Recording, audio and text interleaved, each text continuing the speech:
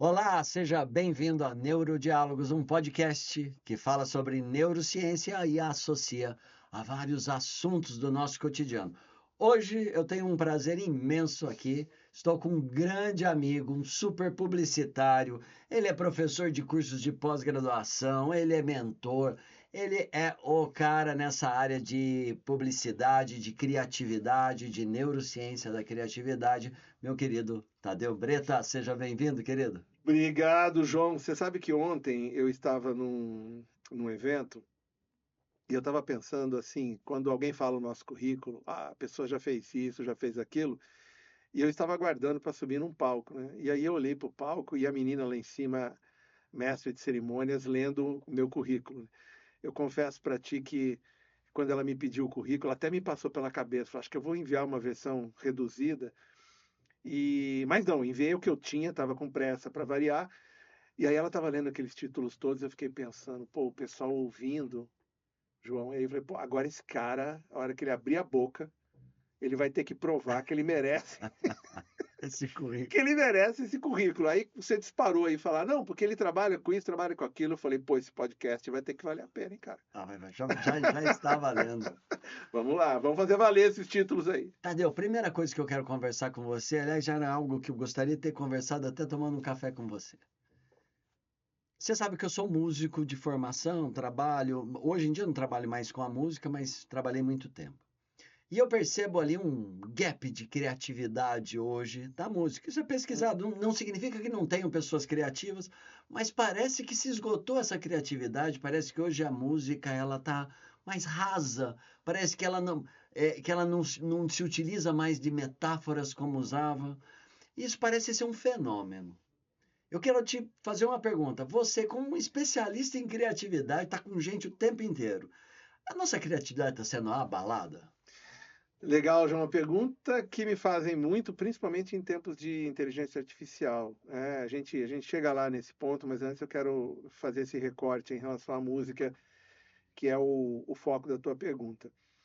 É curioso a gente pensar, que eu vejo isso quando estou discutindo criatividade no mundo corporativo, que todas as vezes em que a gente tem um ambiente em que existe uma pressão comercial, existe uma racionalidade envolvida no processo do criar.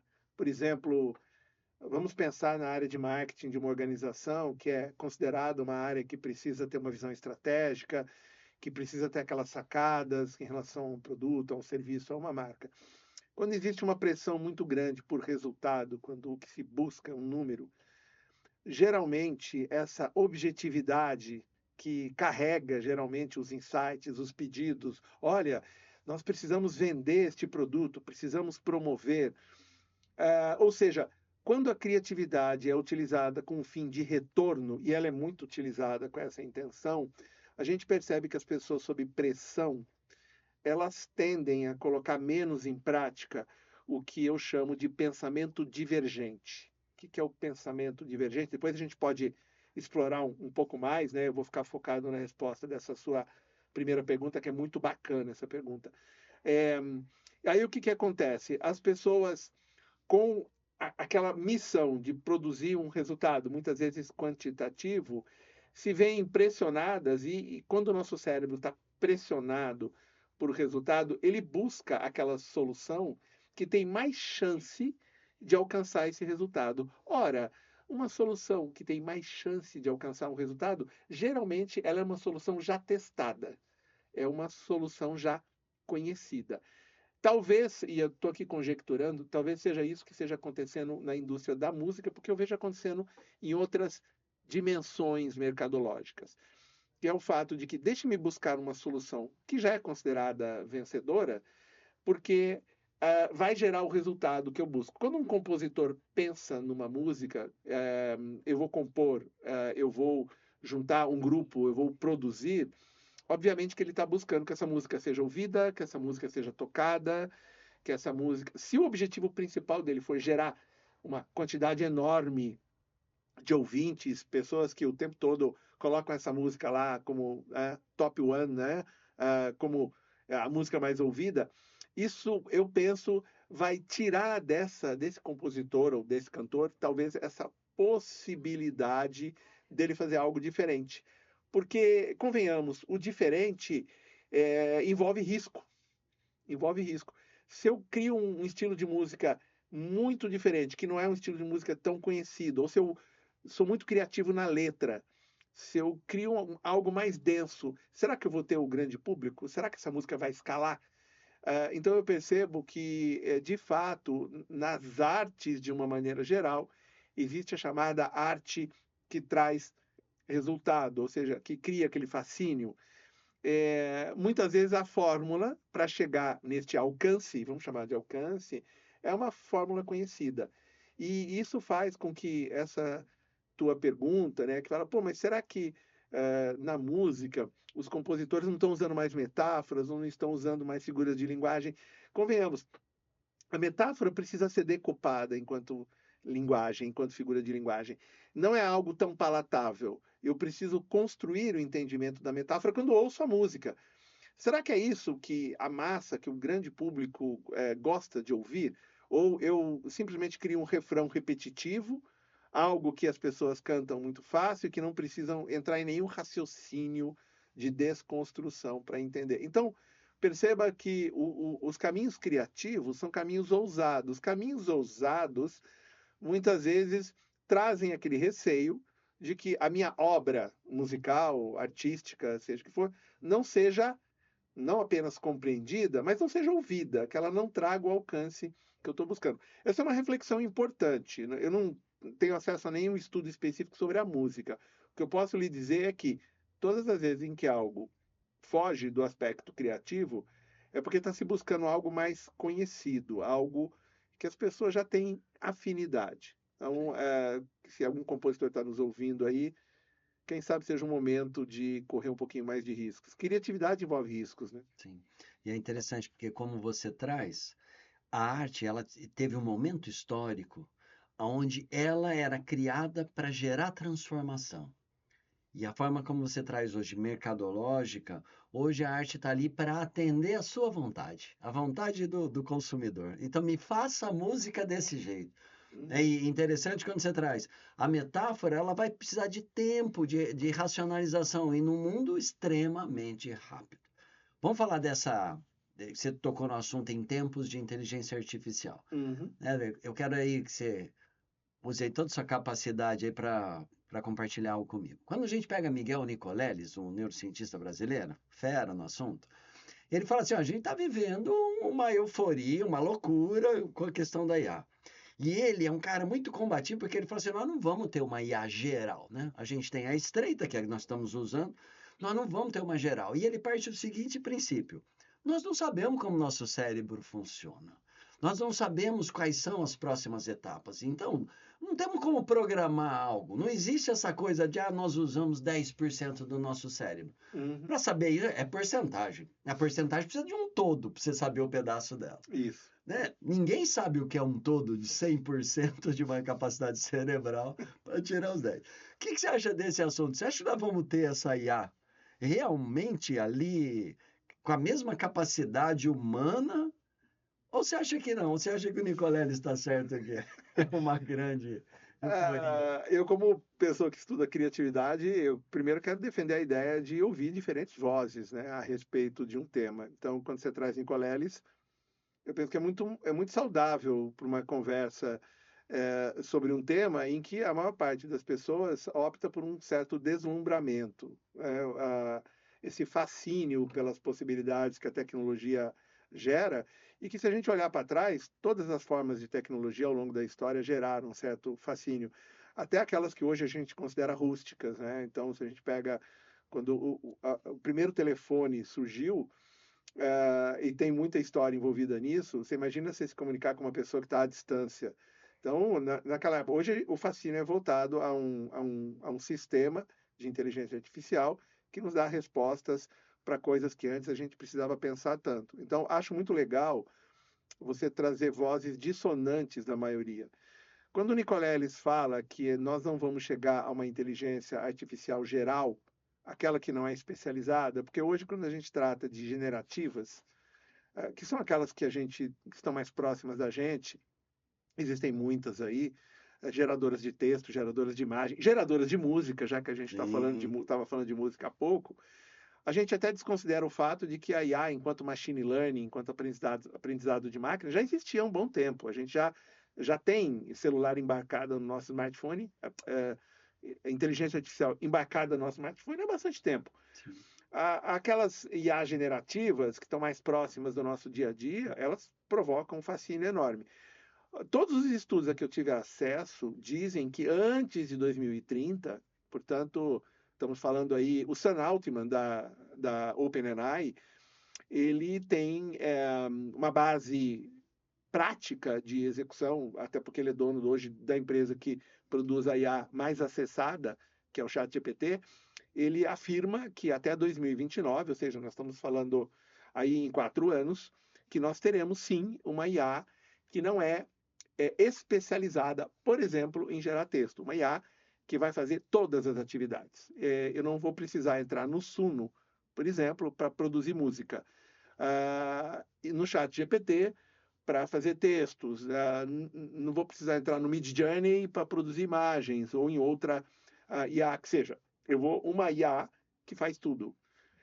E ela não é o estágio final. Eu estava preparando uma aula para a Fundação Dom Cabral para uma empresa metalúrgica, siderúrgica, e mergulhei muito fundo nessas previsões. Eu tenho acesso a previsões de mais de 15 pessoas que atuam não só no mercado, mas também na academia, nas universidades, sobre IA, afirmando que nós teremos, depois da IA geral, uma super IA. E quando isso tudo é discutido, me perguntam, e a criatividade? Onde fica nisso? Mas essa resposta eu vou deixar para daqui a pouco. Eu quero trazer essa visão do Nicoleles. Parte de mim, João, acredita, torce para que ele esteja certo. E uma outra parte, talvez um pouquinho mais arrojada, diz assim, mas será que isso não vai ser bom para a gente? E o que vai definir se é bom ou não vai ser o uso que fazemos dela? Então tem uma questão aí. Ele, quando traz essa visão, eu acho importante, porque ele é um profundo conhecedor do cérebro humano. E quando eu digo que torço para ele estar certo, é porque todas as vezes que se discute esse assunto, surge uma pergunta: qual será o nosso papel diante de uma IA geral ou mesmo de uma super IA? O que faremos? Será que nós vamos passar a viver dentro de um ambiente que o Lars von Trier, um grande diretor de cinema, pintou naquele filme Melancolia? Será que vai nos restar esperar um destino? Porque se a máquina for fazer tudo, qual vai ser o nosso papel? Então, essas perguntas que caminham para um campo até de uma abstração em termos de resposta, elas nos desafiam. Será que qual vai ser o nosso papel? Então, eu tendo a ver de forma positiva a visão do Nicoleles e digo que existe uma predominância em mim para torcer para que ele esteja certo, de que a gente vai continuar com essas IAs que nos entregam textos, imagens, coisas criativas, às vezes, na maioria das vezes, eu diria, a gente precisa colocar a IH, a inteligência humana, para melhorar a tal criatividade produzida por uma IA generativa atual. A gente não sabe o quanto ela vai evoluir daqui a algum tempo, mas eu penso que é o momento da gente trazer Byung-Chul Han, A Sociedade do Cansaço, da gente ler pessoas que estão trazendo uma visão mais humanista desse processo. E não é para negar a tecnologia, é para ter uma ponderação no nosso deslumbramento. Eu tenho que ouvir vozes dissonantes, então que o Nicoleles tenha a total razão, ou pelo menos parte da razão. Tá bom, muito bom. Tadeu, quando a gente fala de criatividade, tem algumas pessoas que parecem que nascem aí com um certo dom. Você vê desde pequenininho, consegue articular essa questão da criatividade, vai bem na escola quando se tem que criar. Criatividade é algo que se relaciona no seu alto nível a dom ou alguém pode desenvolver a criatividade e competir em alto nível com esse que já nasceu com esse dom? Olha, essa é uma pergunta, João, daria uns 3 podcasts aqui para a gente responder, mas eu vou procurar trazer uma resposta baseada nos estudos que eu tenho feito sobre a neurociência da criatividade. Ah, Quem estuda e pesquisa com seres humanos o desenvolvimento criativo, e nós temos pesquisadores no mundo, temos no Brasil, temos no mundo todo, E por uma razão muito simples, o pensamento criativo tem sido apontado pelo estudo do Fórum Econômico Mundial, chamado Future of Jobs, como a habilidade mais solicitada dos profissionais que estão sendo contratados por empresas hoje em dia. Essa pesquisa Future of Jobs acontece sempre dentro do Fórum Econômico Mundial. E o Creative Thinking tem um percentual de 73,2% das empresas pesquisadas no estudo de 2023 afirmam que essa é a habilidade mais solicitada dos profissionais. Isso vai ao encontro do que a gente estava falando anteriormente. Ora, se máquinas desenvolvem o trabalho que pode ser automatizado, é natural que o mercado de trabalho comece a solicitar habilidades que as máquinas ainda não conseguem desenvolver. Então, grife-se aí o ainda. Esses estudiosos que mergulharam fundo, e acho que é bom lembrar que a criatividade, os estudos sobre neurociência da criatividade são recentes. A gente está falando em estudos que estão sendo desenvolvidos nos últimos 20, 30 anos. Afirmam que todas as pessoas, isso vai trazer um conforto espiritual para os seus ouvintes, nascem com potencial criativo. Olha que interessante. O que é esse potencial? Eu tenho hardware. Eu tenho um cérebro com áreas que são criativas, que desenvolvem boas ideias, ideias diferenciadas. A questão é que o cérebro, como músculo, precisa de estímulo. E aí entra uma questão que muitas pessoas não são estimuladas a desenvolver a criatividade. Então, se eu pego dois indivíduos e ofereço a eles as mesmas condições de desenvolvimento da criatividade, veja, as mesmas, possivelmente teremos duas pessoas criativas que desenvolveram esse potencial e que, diante de desafios criativos, vão conseguir performar bem. No entanto, se um deles, do ponto de vista da criação familiar que teve, das escolas onde estudou e das empresas onde atuou, no momento que ele entra no mercado de trabalho, essa sua espontaneidade, esse potencial não foi desenvolvido, certamente essa pessoa vai ter bloqueios mentais. Vejam que estou falando de bloqueios, o hardware continua lá, mas essa pessoa não vai ter a possibilidade de me dar uma resposta criativa de forma tão rápida e tão admirável como daquela outra pessoa que foi estimulada desde pequena a não ter receio de dizer o que pejorativamente a sociedade chama de falar bobeira, de trazer coisas aleatórias, de fazer conexões incomuns. Essa pessoa não é podada.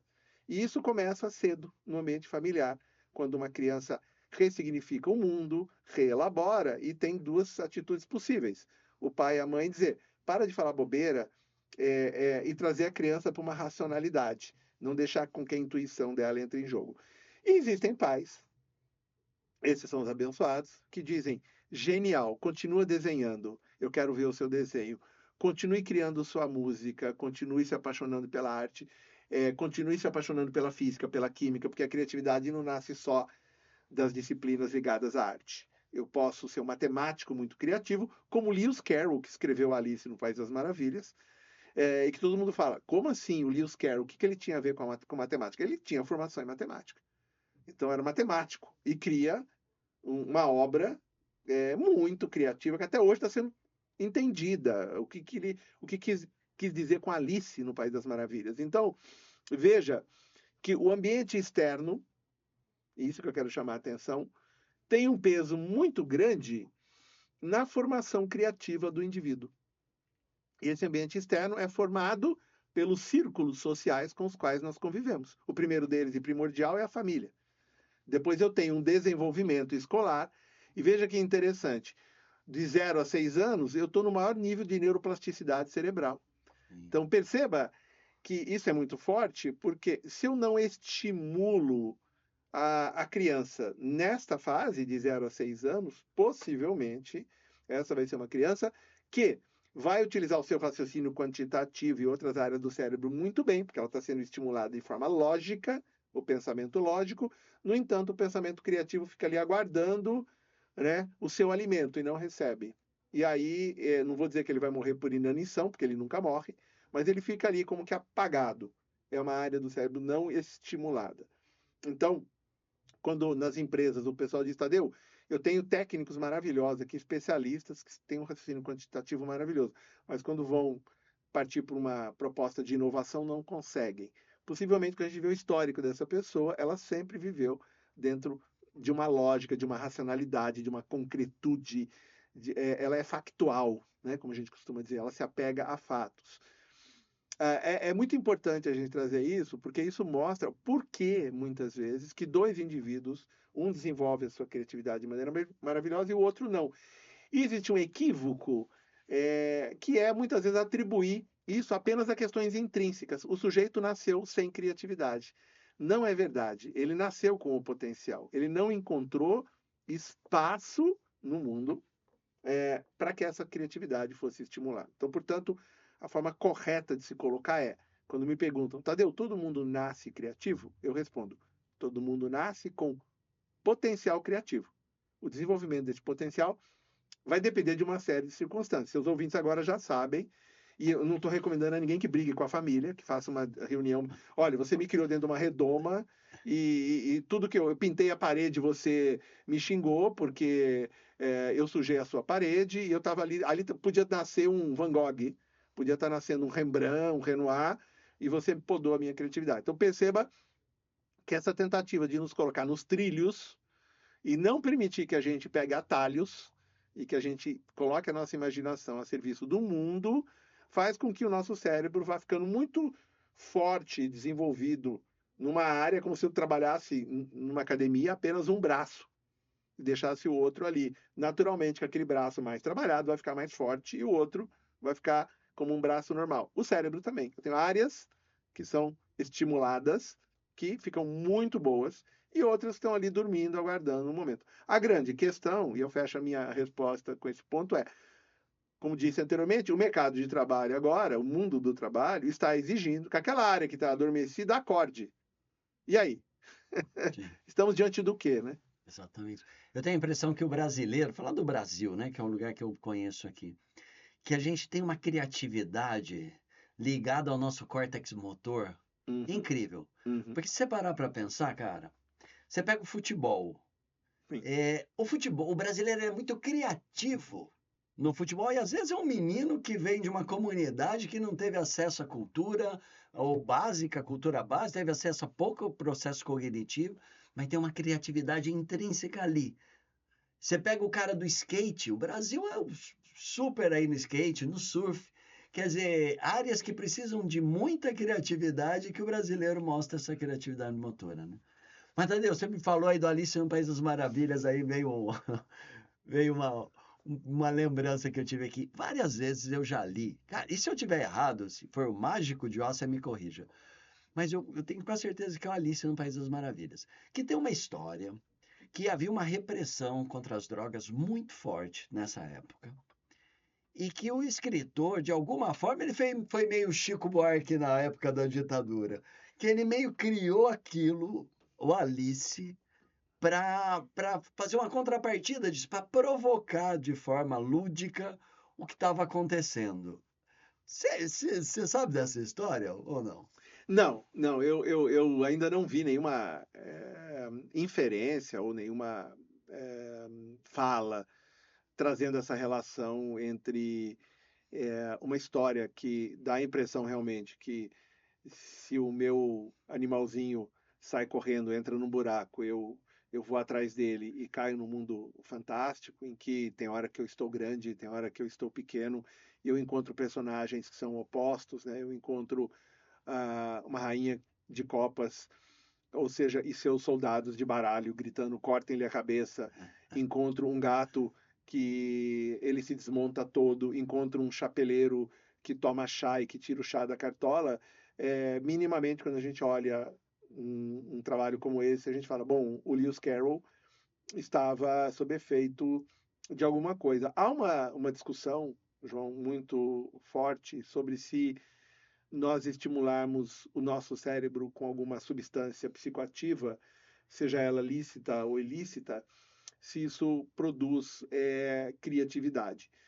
O fato é que está provado, isso é científico, que a droga, seja ela qual for, ela, como ela tem o poder de, eu não digo anular, mas de reduzir muito o efeito do nosso córtex pré-frontal, onde estão ali as áreas de julgamento, de decisão, ou seja, a minha capacidade de racionalizar as coisas se reduz muito.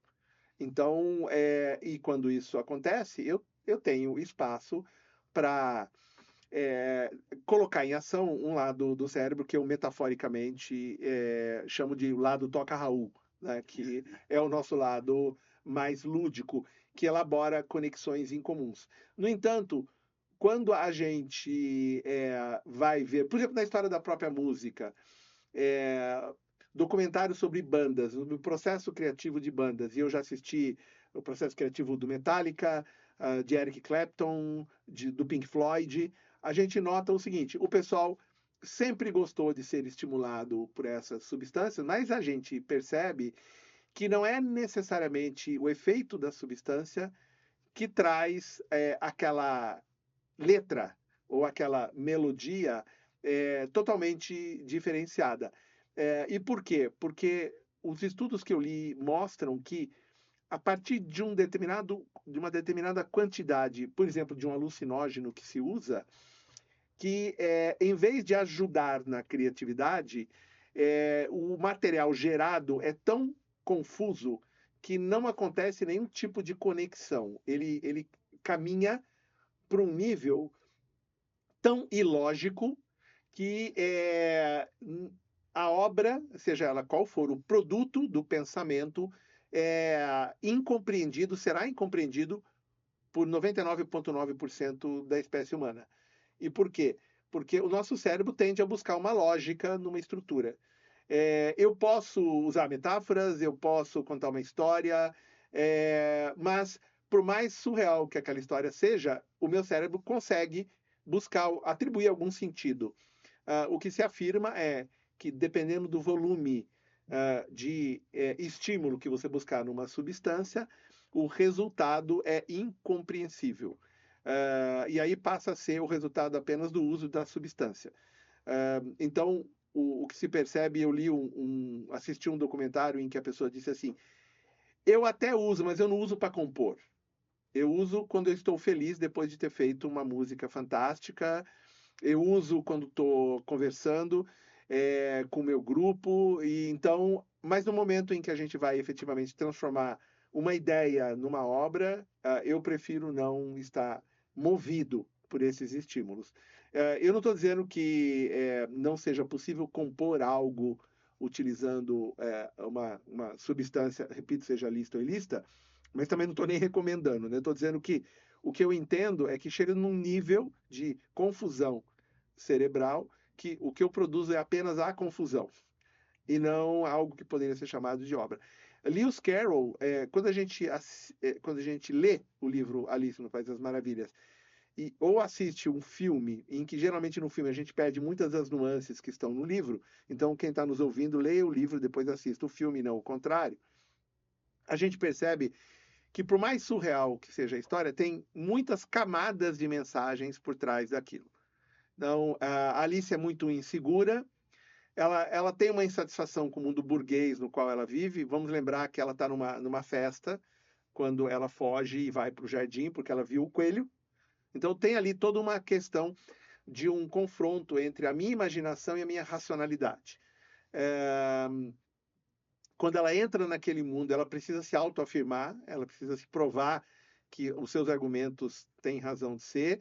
Então, passa por um processo que o próprio Lewis Carroll deve ter vivido.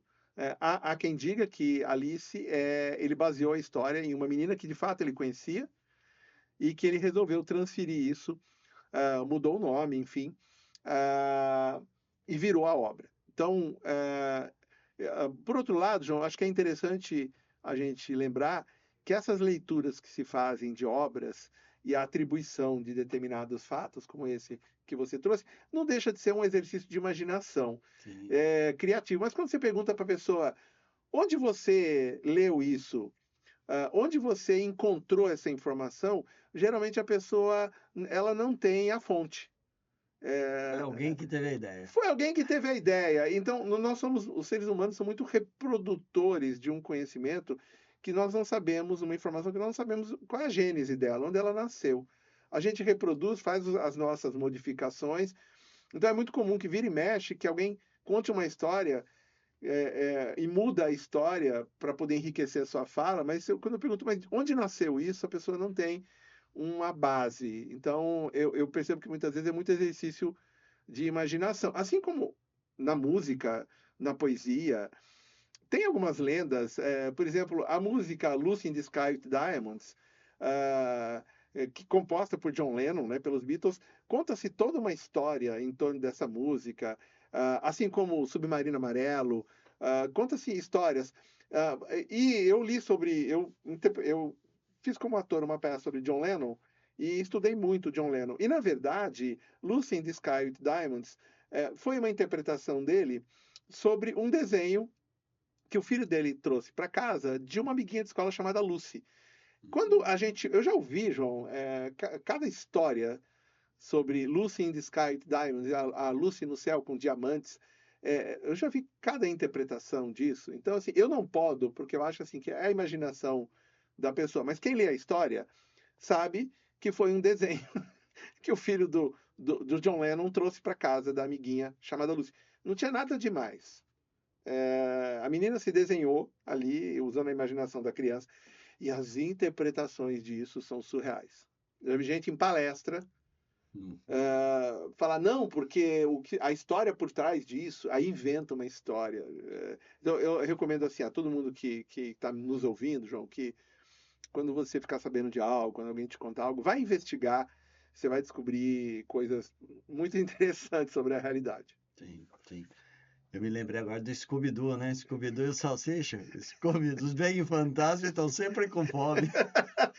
Exato, e eu adoro, eu acho que uma maneira a gente ver a criatividade nascendo é quando a gente está diante da arte, né?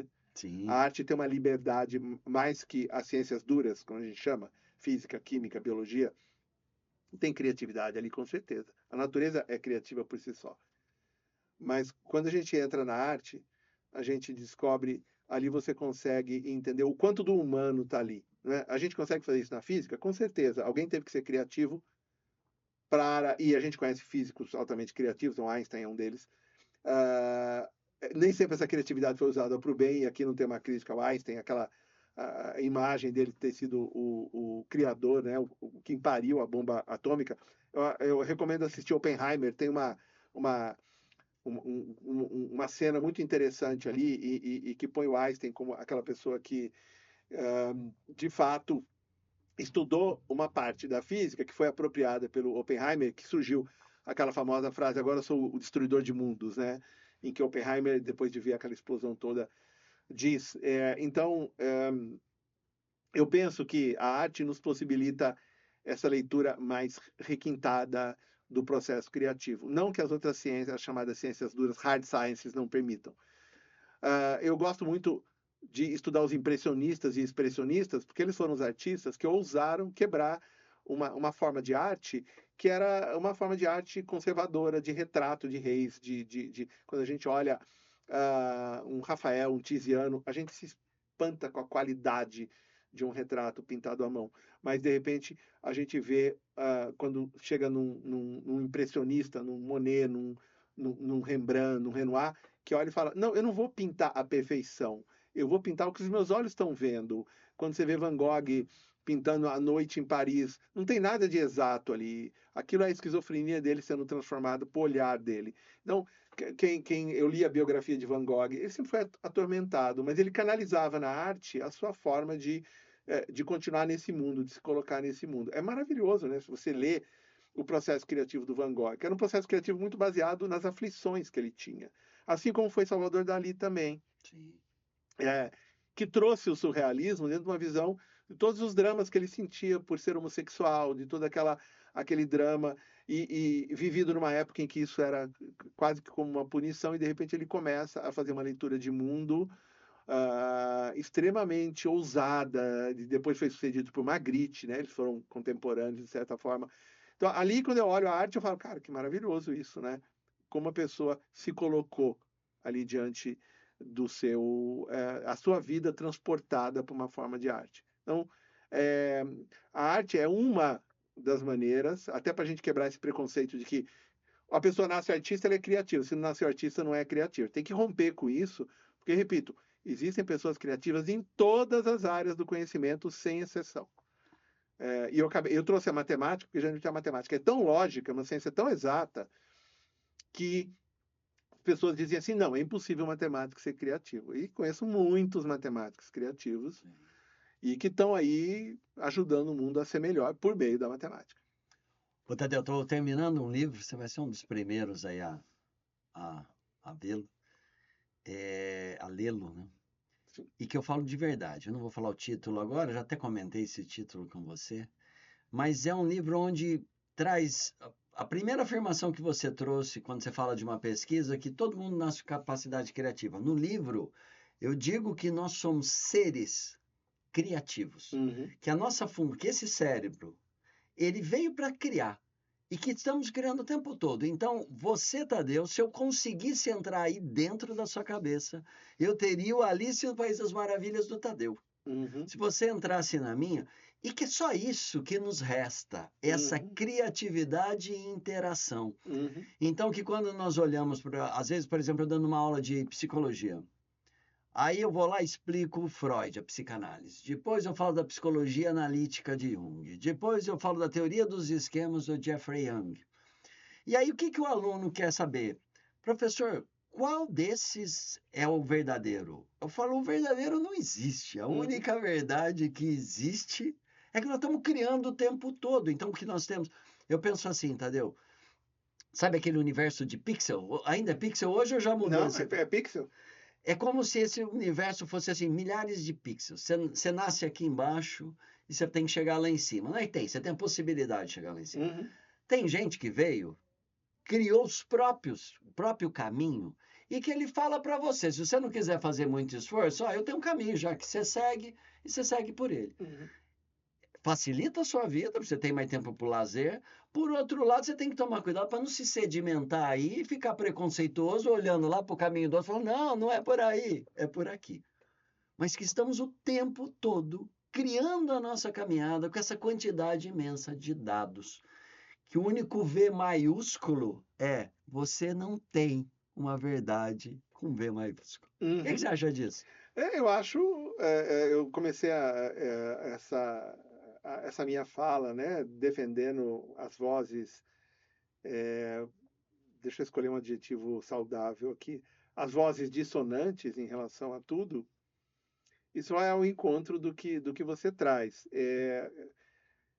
Uma das vantagens da gente estar na academia, e entendo a academia a universidade, é o fato de que a universidade ainda é um dos poucos lugares em que você não tem uma polarização em termos de ideias. Se existisse isso dentro da universidade, não poderia chamar universidade, né? Porque a ideia de universidade compõe universos diferentes são contemplados. Eu aprendi, não só trabalhando com criatividade, mas também estudando cientificamente criatividade e inovação, que é muito importante você, pegando o teu exemplo, você traz nas suas aulas a visão de diferentes psicanalistas, traz uma abordagem também da psicologia, você traz diferentes níveis de entendimento da mente humana, e quando o aluno pergunta, e veja, ele está buscando uma visão racional do troço, qual deles está certo? Qual deles é o verdadeiro? E você fala muito sabiamente, não existe um V de verdadeiro, existem visões de mundo que eventualmente até se complementam.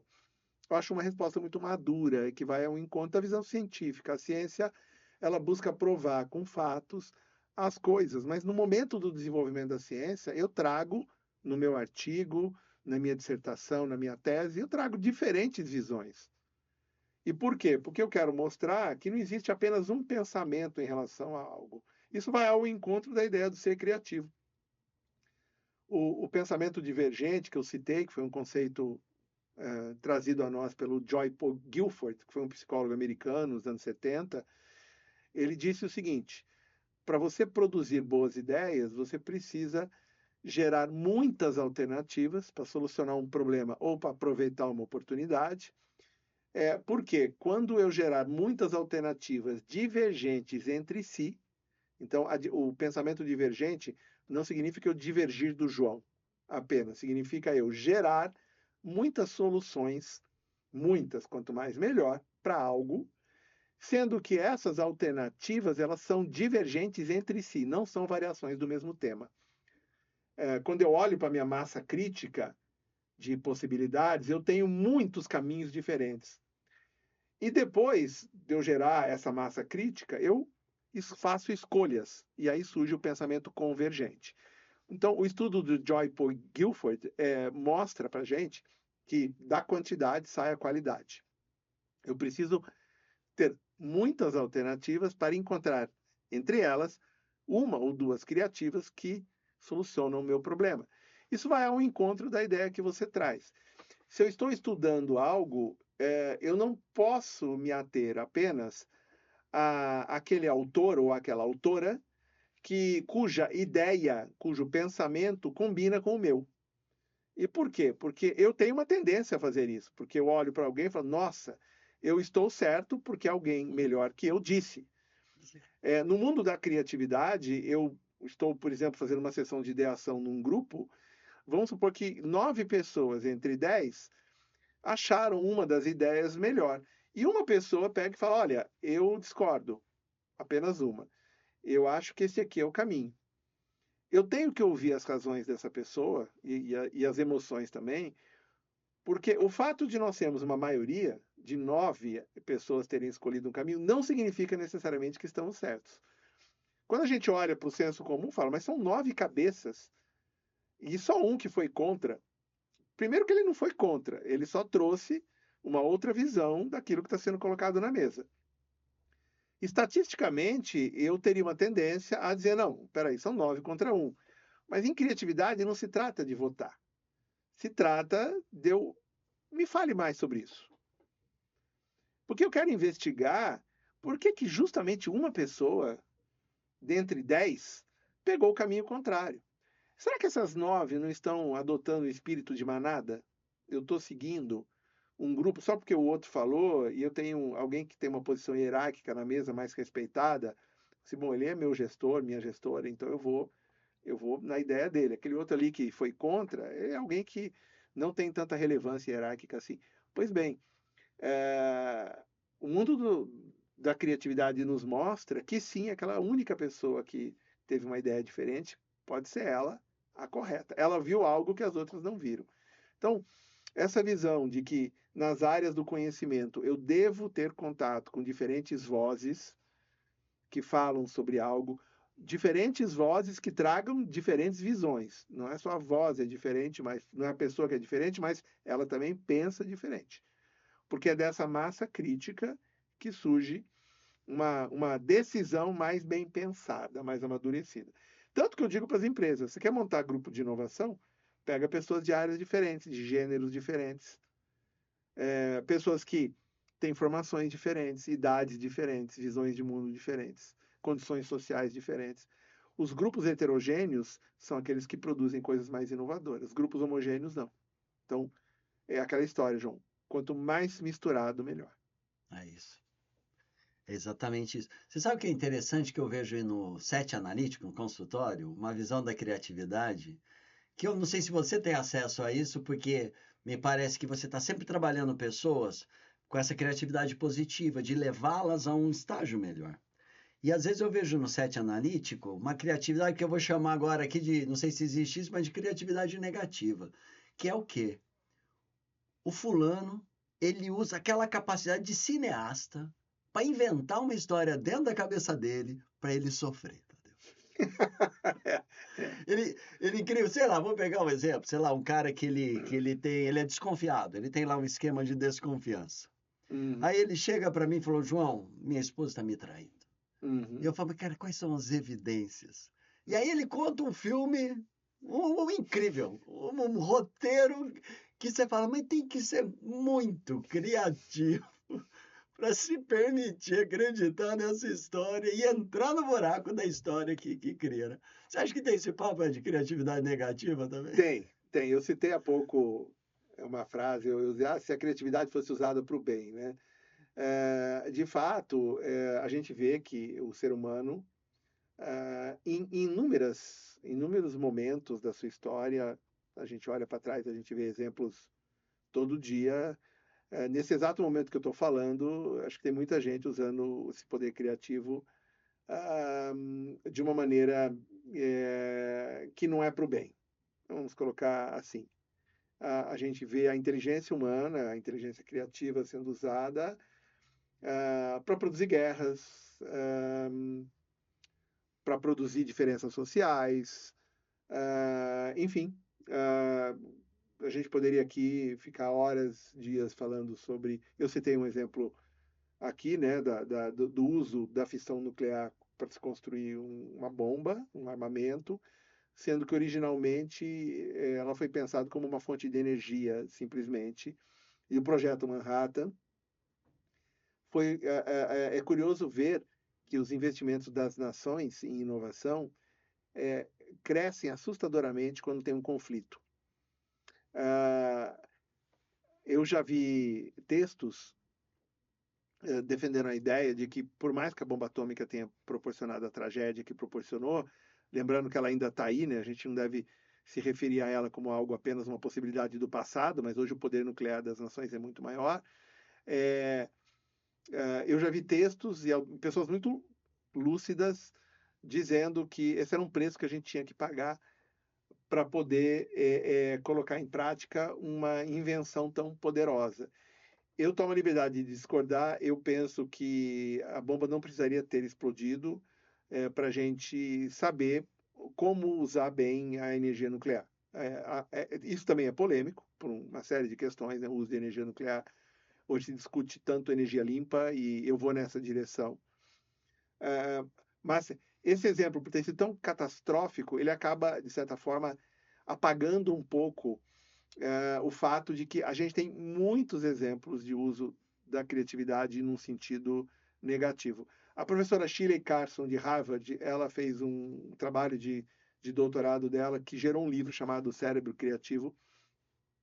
Ela trouxe uma visão muito interessante para a gente, porque a criatividade sempre teve associada a momentos de descontração, a momentos de felicidade, a momentos em que eu estou bem, né? Supostamente eu estou bem, então eu estou muito mais aberto a criar. Isso é verdade.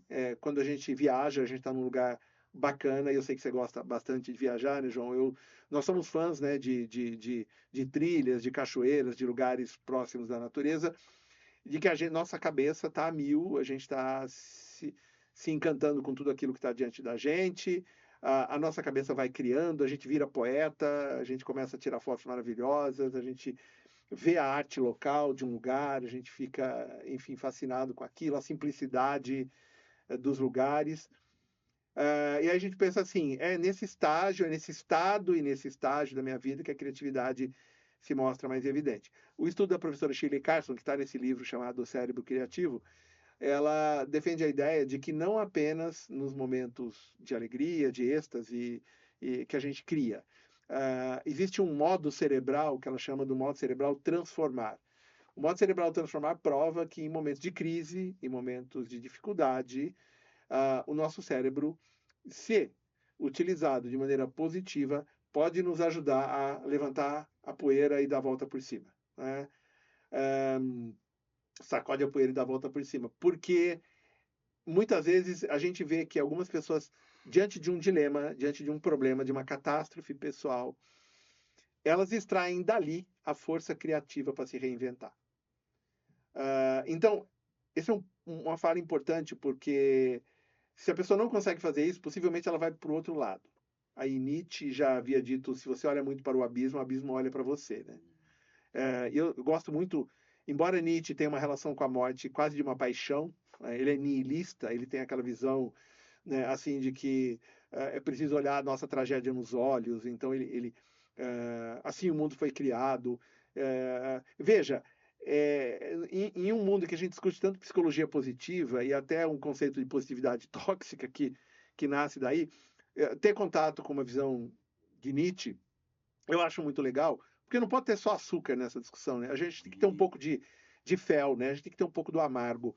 É legal você ver, e a gente vê alguns autores usando Nietzsche nas suas obras. A série Dark foi uma série que eu fiquei apaixonado, porque teve ali uma fundamentação na obra de Nietzsche muito forte, né? Essa ideia da tragédia, do abismo, está ali presente em diferentes momentos. Então, é legal você não ficar apenas de um lado dessa história e você conhecer também essa outra visão, uma visão pessimista, talvez.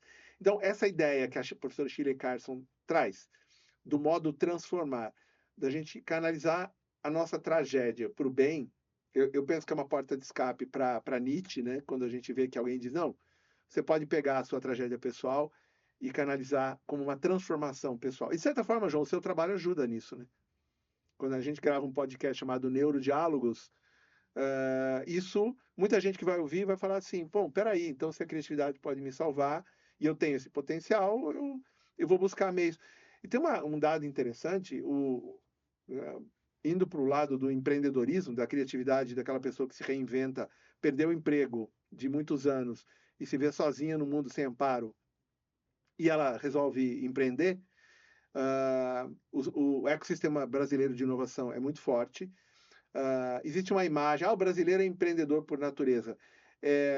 Eu divirjo disso um pouco. Eu acho que existem sim muitos empreendedores aqui no Brasil, pessoas visionárias que criaram negócios maravilhosos. Mas o empreendedorismo brasileiro, do brasileiro, é muito por necessidade mesmo. A pessoa, ela não teve outro. Eu vou vender bolo, vou ter que fazer bolo, as pessoas gostam do meu bolo, eu vou vender bolo. Não é que ela ama vender bolo. Ela sempre gostou de fazer bolo para comer em casa. Aí, de repente, o bolo vira vendedora de bolo, passa a ser a profissão daquela pessoa. E aí olham para essa pessoa e falam: Nossa, você é criativo, né? Você criou uma marca maravilhosa de bolos. Então, mal se sabe o que essa pessoa ralou para chegar onde ela chegou. Então, a gente tem que separar um pouco do empreendedorismo, que é muito conectado com a ideia de criativa, de criar um negócio visionário. Isso nasce de necessidade. Criatividade nasce de necessidade. A gente tem que quebrar um pouco desse glamour da ideia do criativo com aquele que acende um incenso, põe uma música do Pink Floyd, Wish You Were Here, por exemplo, e a ideia vai vir vestida com uma bata indiana e fala, sou sua. Não é assim. O processo de ideação é um processo de muito trampo, de muito trabalho, de muita luta. Aquela frase continua sendo verdadeira, 90% de transpiração e 10% de inspiração. O sistema é bruto. O sistema é bruto. E o sistema bruto está cobrando que você seja criativo. E para você ser criativo, você precisa ser sensível. Veja que brutalidade e sensibilidade se encontram num momento, na mesma pessoa. Como é que eu sou sensível se o sistema é bruto? Onde é que a gente encontra essas janelas? Elas estão aí. Onde buscar esse equilíbrio, né? Onde buscar esse equilíbrio. João Hilton é a resposta. Tadeu, vou te contar aqui uma história para a gente encerrar esse bate-papo. Cara, eu fui estudar música, me apaixonei pela história da música. Aí eu comecei a dar aula para um professor do Colégio Notre Dame, professor Ike, era um professor de música. Você até o conheceu, um cara que havia sido ginasta olímpico Eu no sei Brasil. quem é. Ele era o professor de música lá, ele foi ter aula de piano comigo. Um dia ele falou: Eu vou sair, você não quer ficar no meu lugar? E eu fui dar aula de música e aí conheci Kaique. Kaique Bretas. Seu filho. Meu filho, meu querido filho. Dei aula de música para ele. Ele era muito talentoso, ele era muito focado. Eu me lembro disso, assim, menino focado. Assim, a gente guarda esses caras mais focados, mais. Puxou a mãe, viu? Porque... né? Aí fui lá, dei aula para Kaique. Te vi em algumas comemorações da escola, mas assim. Daí eu fui ser teu aluno, cara, numa pós-graduação de inovação. E eu me lembro até hoje que eu cheguei na porta atrasado. Eu só tinha te visto de vista, sabia do que você tratava. E você olhou para mim, a primeira coisa que você falou, você fez assim, ó, você é músico. Daí eu falei assim, porque o seu layout de músico, é a primeira vez que eu tinha ouvido isso, era cabeludo. É fato. Aí nos conhecemos, daí eu fui teu aluno lá. Depois passou um tempo, nós fomos trabalhar juntos dentro dessa área business aí de negócios. Depois você foi meu aluno lá na pós-graduação em Sim, programação neurolinguística. neurolinguística. Então, cara, quero te dizer que é um grande prazer que essa vida criativa dos pixels Dos pixels. tenham se encontrado aí, que eu tenho um amigo como você, tenho uma grande honra de ter como amigo, e hoje é um dia muito especial de te receber aqui. Quero te agradecer por isso, e que possamos aí curtir muito aí, Gonçalves, juntos, Nem me fale, cachoeiras. até arrepiei agora. É isso aí, muito obrigado, viu, Tadeu, por toda a sua clareza, obrigado aí por trazer bastante luz aí na sua fala para as pessoas. João, quando você me convidou, eu falei, cara, já tô lá. E hoje é um dia especial porque hoje é seu aniversário. Oh, é verdade. Então, quando você me falou que eu gravaria no dia 4 de dezembro, eu pensei comigo, mais um motivo para eu dar um abraço no João hoje. E, João, quero dizer aos seus ouvintes que existe um poder dentro da gente, fora da caixa está dentro da gente. Essa metáfora, vamos pensar fora da caixa, vamos pensar fora da caixa. Acredite que esse poder está dentro de você.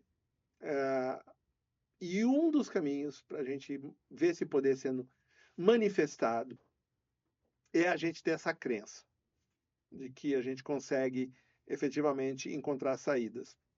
Eu me lembro de um filme chamado O Labirinto do Fauno, do Guilherme Del Toro, e que tem uma personagem fantástica chamada Ofélia, que é uma menina nova que está horrorizada com a Guerra Civil Espanhola e que ela, em determinado momento, encontra aquela criatura horrorosa e ela está num lugar imaginário criado por ela, dentro da sua própria mente. Ela não consegue sair dali. E o fauno é uma criatura medonha. E o fauno, diante dela, ela olha, tem paredes, pedra, e ela diz, eu quero sair daqui, eu estou com medo. E o fauno fala, saia. E ela diz, mas eu não vejo nenhuma porta. E aí o fauno entrega um giz para ela e diz, faça a sua própria porta. Tem tanto significado e significância nisso, porque o giz representa a educação, essa genialidade do Guilherme Del Toro, que aliás eu recomendo, não estou ganhando comissão dele não, mas eu assisti o Frankenstein dele e é divino, é fantástico, então eu recomendo, é uma coisa extremamente criativa, uma leitura do Frankenstein maravilhosa. E aí Ofélia escapa daquele ambiente, mas aí chega lá fora, ela encontra a guerra, proporcionada, criada pelos humanos, e ela prefere ficar com as criaturas horrorosas, porque para ela aquele medo até passa comparado com o medo do humano. Veja, para você pensar criativamente em algo assim, você precisa estar muito aberto a essa elaboração. E isso foi criado por uma pessoa que tem o mesmo organismo que o nosso. Então, a possibilidade está com você. Então, João, obrigado de coração. Que bacana poder falar aí para os teus ouvintes. Esse podcast Neurodiálogos. João Hilton, psicanalista, mentor e amigo. Então, obrigado. Valeu. Muito obrigado você que vem nos acompanhando nos nossos episódios. Em breve um novo episódio. Muito obrigado. Até.